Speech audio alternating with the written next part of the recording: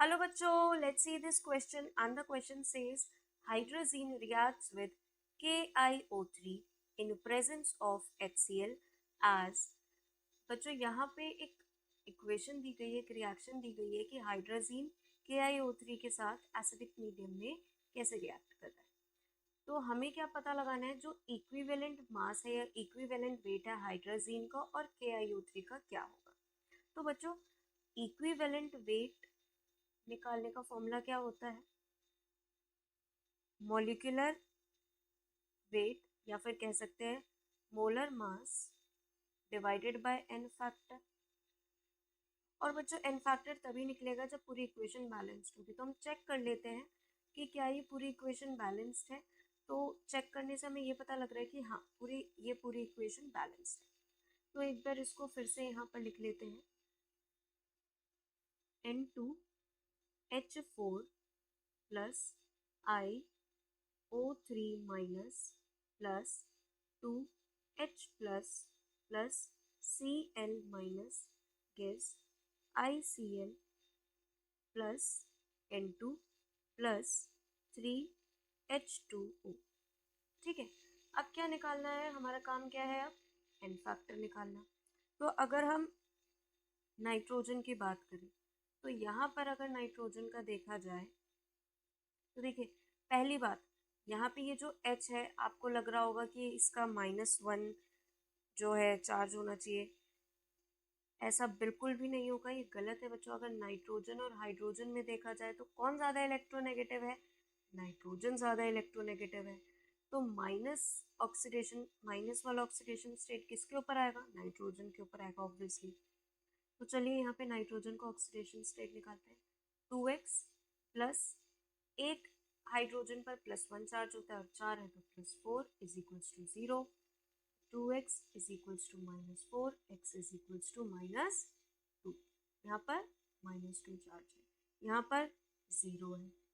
ठीक है, तो यहाँ पे चेंज कितने का हो रहा है बच्चों, 2 इलेक्ट्रॉन का चेंज। वहीं अगर हम IO3 माइनस में देखें तो IO3 माइनस में जो आयोडीन है, आयोडीन का यहाँ पर है +5 और यहाँ है +1। तो कितने का चेंज आ रहा है बच्चों, 4 इलेक्ट्रॉन का चेंज आ रहा है। अब बच्चों N2H4 और KiO3 की हमें इक्विवेलेंट मास अलग अलग निकालना है। तो अगर हम पहले N2H4 की बात करें, N2H4 की बात करें तो इक्विवेलेंट वेट क्या आएगा, मॉलिक्यूलर वेट या मोलर मास कह सकते हैं हम,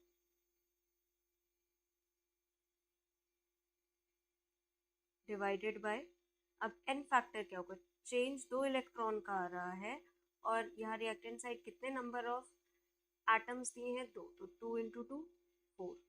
वहीं पर बच्चों अगर हम KiO3 की बात करें, KiO3 की बात करें तो इक्विवेलेंट वेट जो है, इक्विवेलेंट वेट इसके बराबर आएगा मॉलिक्यूलर वेट डिवाइडेड बाय, अब यहाँ पे अगर हम इलेक्ट्रॉन देखें तो कितने इलेक्ट्रॉन का चेंज आ रहा है, 4 इलेक्ट्रॉन के चेंज आ रहा है। और कितने नंबर ऑफ एटम है इस तरफ, एक ही है, तो 4 इंटू 1 कितना आया बच्चों, 4 इंटू 1 4 ही रहेगा ऑब्वियसली।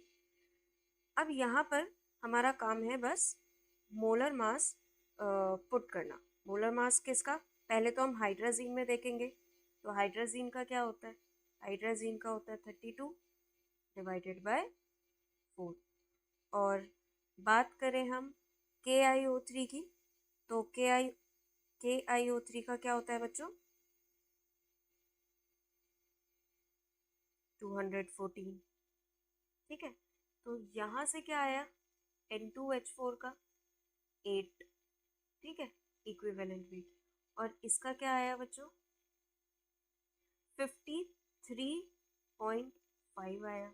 यानी करेक्ट ऑप्शन क्या होगा बच्चों, ऑप्शन ए।